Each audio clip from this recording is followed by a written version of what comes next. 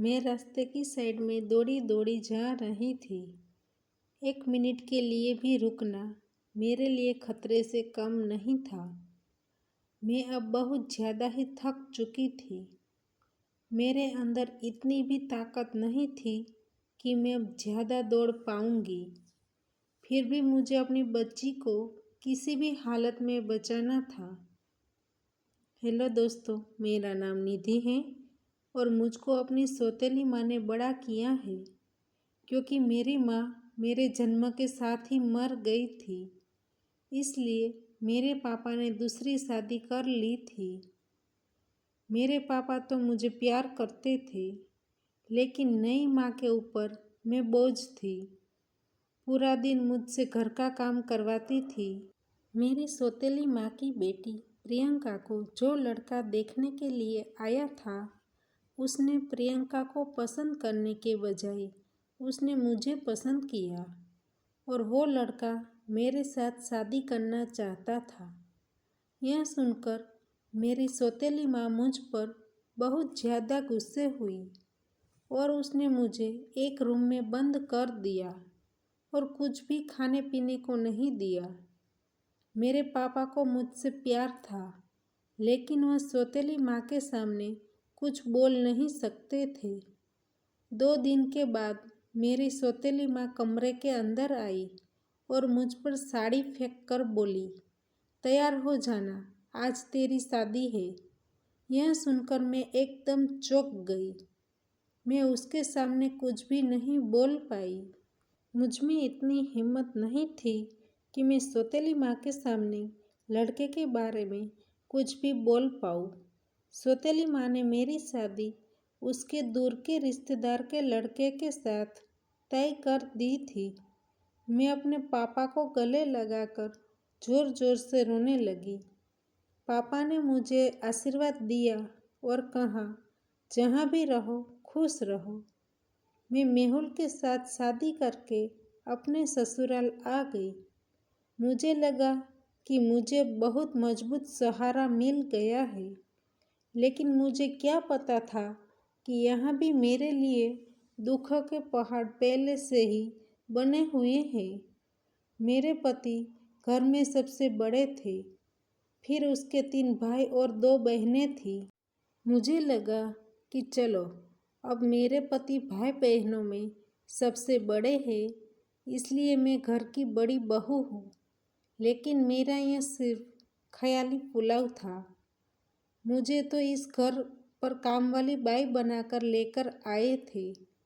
शादी के दूसरे ही दिन मुझे समझ में आ गया था कि इस घर में मेरी क्या जगह है, क्योंकि मेरी सास सुबह सुबह मेरे कमरे के दरवाजे के पास आकर चिल्लाने लगी कि तुझे यहीं मौज मस्ती के लिए नहीं लेकर आए हैं, तुम मेरे घर का सारा काम संभाल लो, इसलिए लेकर आए हैं। मैं जो कहूँ वही तुझे करना पड़ेगा। सुबह के 7 बज चुके हैं, फिर भी अभी तक सोई हुई हो। तेरी सौतेली माँ तो बोल रही थी कि तुम तो बहुत मेहनती हो, लेकिन तुमको देखकर मुझे तो नहीं लग रहा है कि तुम मेहनती हो। मैं आंखों में आंसू लिए कमरे के बाहर आई। मेरी सौतेली माँ ने मुझे जानबूझकर इस कीचड़ में धकेल दिया था। जैसे ही मैं किचन में गई, मेरी छोटी ननद कहने लगी कि मेरे भैया को फंसाने की कोशिश बिल्कुल भी मत करना। वह सिर्फ मेरी माँ की बात सुनते हैं और किसी की नहीं। इस घर में रहना है तो काम वाली बाई बनकर रहो, वरना जहाँ थी वहाँ वापस चली जाओ। यह सुनकर मेरी आंखों से आंसू जोर जोर से निकलने लगे। मैं चुपचाप सबके लिए नाश्ता बनाने लगी। मेरी सास और ननद के ताने मेहुल भी सोते सोते सुन रहे थे, लेकिन वह कुछ भी नहीं बोले। तभी मैं समझ गई थी कि मेरी पूरी जिंदगी ऐसे ही दूसरों की गुलामी में ही निकल जाएगी। मेहुल अपनी माँ की सही और गलत सब बातें आँख बंद करके विश्वास कर लेते थे। मेरी सास मैंने न की हुई गलती भी मेहुल को गिनवा देते थे। फिर मेहुल सबके सामने मुझे बहुत कुछ सुनाते थे। मेहुल के सामने मैं कुछ भी नहीं बोलती थी। सुबह से रात तक मैं काम किया करती थी। फिर रात को मेहुल मेरे पास आकर मुझे प्यार करते थे, लेकिन उस वक्त मुझे उसका प्यार झूठा लगता था। मेरा मन देखकर वह भी दूसरी ओर मुंह करके सो जाते थे। जिंदगी ऐसे ही बीत रही थी। फिर एक दिन मेरी जिंदगी में खुशियाँ आई। काफ़ी दिनों से मेरी हालत ठीक नहीं थी, फिर भी मुझे कोई डॉक्टर के पास नहीं लेकर जाते थे। फिर एक दिन मुझे ज़ोर से चक्कर आए और मैं गिर गई, इसलिए डॉक्टर को घर पर बुलाया और उसने मेरा चेकअप किया। उसने कहा मैं प्रेग्नेंट हूँ। यह सुनकर खुशी की वजह से मैं पागल हो गई। मैं बहुत ज़्यादा खुश थी, लेकिन मेरी सास ने मुझे बोल दिया कि उसे बेटा ही चाहिए। बेटी हुई तो उसकी जिम्मेदार मैं खुद होगी। मैं इतना समझ चुकी थी कि बेटी हुई तो मेरी सास उनको कुछ नुकसान पहुंचाएगी। मैं दिन रात यही सोच में रहती थी कि बेटी होगी तो क्या होगा। मैं कई बार मेहुल को इस बारे में बात करती थी, लेकिन वो इस बात पर ध्यान नहीं देते थे। वह कहते थे कि जो होगा वह देखा जाएगा, अभी से क्यों टेंशन लेना। भगवान को प्रार्थना करो कि वह बेटे को ही जन्म दे। कभी कभी मुझे ऐसा लगता था कि मेहुल पढ़े लिखे होने के बावजूद कैसे अनपढ़ की तरह सच झूठ का सामना नहीं करते हैं। अपनी माँ के सामने कभी कुछ नहीं बोलते हैं। मेहुल को सब कुछ पता था कि उसकी माँ मेरे साथ कैसा बर्ताव करती है, फिर भी वह कुछ भी नहीं बोलते थे। ऐसे ही समय बीत रहा था और मेरा 9 महीने बीत चुके थे। एक दिन जब मेहुल काम की वजह से दूसरे शहर गए थे, तभी मुझको दर्द शुरू हो गया था। फिर जाकर मैंने अपनी सास को बोला, तो वह कहने लगी कि घर का काम जो बाकी है वह ख़त्म कर, फिर हॉस्पिटल जाएंगे। ऐसे ही कहीं तुरंत बच्चा नहीं हो जाएगा। मैं अपनी सास के सामने एक टक देखती रह गई। कोई इतना पत्थर दिल कैसे हो सकता है। मैंने कैसे भी करके घर का काम खत्म किया और सबके लिए खाना बनाया। फिर मुझे हॉस्पिटल ले जाया गया, जहाँ जाकर 15 मिनट में ही मैंने एक बेटी को जन्म दिया। जब महिला डॉक्टर ने मुझे यह बात बताई तो मैं खुश होने के बजाय मैं बहुत डर गई। डॉक्टर हैरानी से मेरे सामने देखने लगी। फिर मैंने सारी बातें बता दी और मैंने कहा कि मेरे घर वालों को यह बात नहीं बताना, वरना वह लोग मेरी बेटी को मार डालेंगे। वह बहुत ही अच्छी और दयालु थी, इसलिए उसने मेरी बेटी को एक कपड़े में लपेटकर मुझे दे दिया और उसने मुझे कहा कि यहाँ पीछे के दरवाजे से निकल जाओ। मैं पीछे के दरवाजे से भाग गई और भागते भागते मेन रास्ते पर पहुँच गई। मैं इतनी थक गई थी कि मैं एक बेंच पर जाकर बैठ गई। फिर वहाँ एक गाड़ी आकर खड़ी हो गई। उसमें से एक उम्रदराज दंपति निकले और मुझे कहने लगे कि बेटा, तुम इस तरह यहाँ क्यों बैठी हो? तुम किसी का इंतज़ार कर रही हो क्या? मैंने कहा, नहीं, मैं किसी का भी इंतज़ार नहीं कर रही हूँ। फिर मैंने सारी बातें उन दोनों को बता दी। उन लोगों को मुझ पर दया आ गई। वह कहने लगे कि तुम चिंता मत करो, तुम हमारे साथ चलो, हम दोनों अकेले ही रहते हैं। तुम अपनी बेटी के साथ हमारे घर में रह सकती हो। इस हालत में मैंने कुछ भी नहीं सोचा कि यह लोग कौन हैं। मैं बिना सोचे समझे उन दोनों के साथ गाड़ी में बैठ गई। वह दोनों अकेले ही रहते थे। उसका घर बहुत बड़ा था। उसने मुझे कहा कि हम लोग बेटी के लिए तरस रहे थे। हमारा एक बेटा है जो कनाडा में रहता है, वह यहाँ आता नहीं है। उन लोगों ने मेरी बेटी का नाम परी रखा। मैं आराम से उन लोगों के साथ रहने लगी। वह दोनों मेरी बेटी को बहुत ही प्यार करते थे। मैं सोच रही थी कि मैं कितनी बदनसीब हूँ कि मुझे कभी किसी का प्यार नहीं मिला, और मेरी बेटी कितनी भाग्यवान है कि उसे इतना प्यार करने वाले लोग मिले। मैं उन लोगों को दादा दादी कहती थी और एक बेटी की तरह उनकी सेवा करती और ध्यान रखती थी। ऐसे ही 3 साल बीत गए और एक दिन दादी की तबीयत खराब होती गई। वह मुझे कहने लगी कि हमने तुमको अपनी बेटी की तरह रखा है, तुमने हम दोनों का बहुत ध्यान रखा है। हम नहीं चाहते कि हमारे जाने के बाद तुम अकेली हो जाओ। मुझे देखने के लिए मेरा बेटा कनाडा से आ रहा है।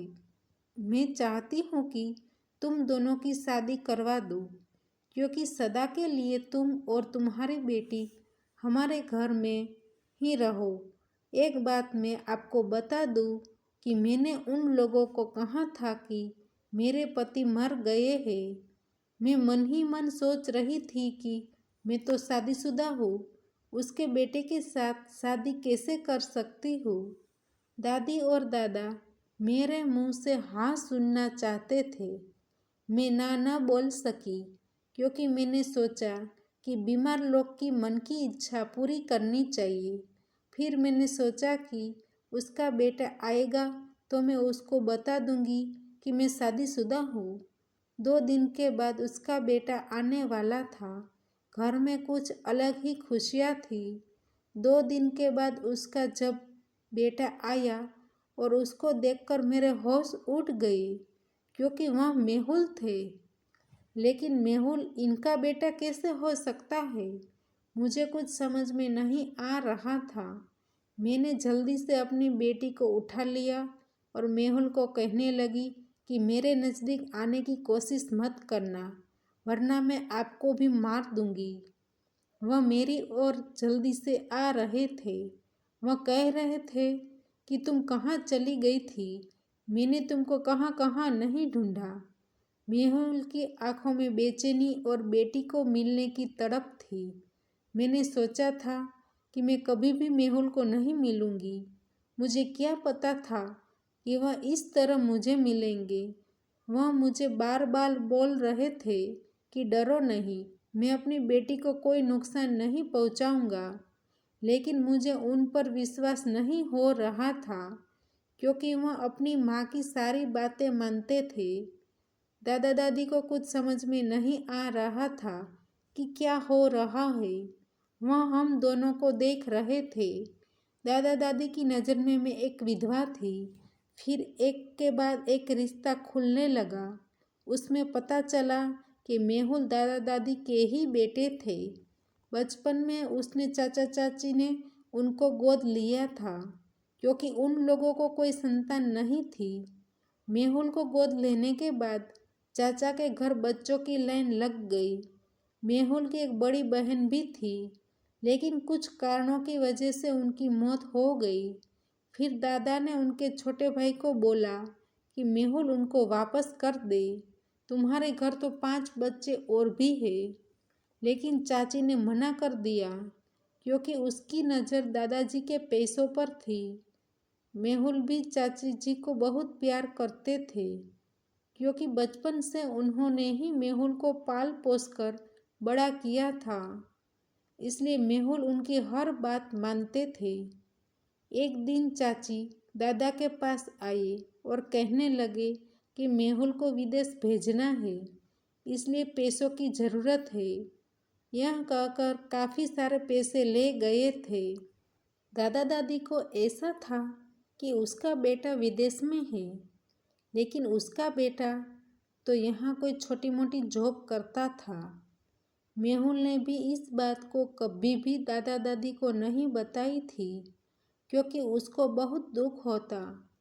लेकिन 2-3 साल में एक बार अपने माँ बाप को मिलने के लिए आते थे और वह विदेश से आए हैं इस तरह ही बर्ताव करते थे। इस बार भी वह चाचा जी के घर से ही आए थे, लेकिन वह मुझे और बेटी को देखकर अपने आप पर काबू न रख पाई और कहने लगे कि मैं तुझसे बहुत प्यार करता था। तुम जिस दिन भागी मैं बहुत रोने लगा था। तुम्हारे जाने के बाद मुझे एहसास हुआ कि मैं तुझसे कितना प्यार करता हूँ। मैं अपनी बेटी का मुंह भी नहीं देख पाया था। चाची ने मुझे बताया था कि तुम अपने प्रेमी के साथ भाग गई हो। मैं सब कुछ जानते हुए भी तुम्हारी साइड नहीं लेता था। मुझे माफ़ कर दो। फिर दादाजी कहने लगे कि हम तुमको हमारी बहू बनाना चाहते थे, लेकिन तुम तो पहले से ही हमारी बहू हो। फिर वह दोनों परी को प्यार करने लगे। उन दोनों का परी के प्रति पहले से ज़्यादा प्यार बढ़ गया, क्योंकि परी अब उसकी पोती है। फिर मेहुल बोले, चाचा चाची को तो 5 संतानें और है। दीदी के देहांत के बाद आप दोनों अकेले पड़ गए थे, इसलिए मैं यहीं रहूँगा और आप दोनों की सेवा करूँगा। मेहुल मुझसे माफ़ी मांगने लगे। फिर मैंने उसको माफ़ कर दिया, क्योंकि उसकी वजह से ही मुझे आज इतना प्यार करने वाले माँ बाप मिले थे। आज मेरा परिवार पूरा हो गया था। मैं आज अपनी ज़िंदगी में बहुत खुश थी। दोस्तों, हमारी कहानी यहीं पे समाप्त होती है। आपको हमारी कहानी पसंद आई है तो वीडियो को लाइक करें और शेयर करें, और चैनल पर नए हैं तो चैनल को सब्सक्राइब करें, और हाँ, नोटिफिकेशन बेल को ज़रूर दबाइए ताकि आने वाली अगली अपडेट आपको सबसे पहले मिल सके। धन्यवाद।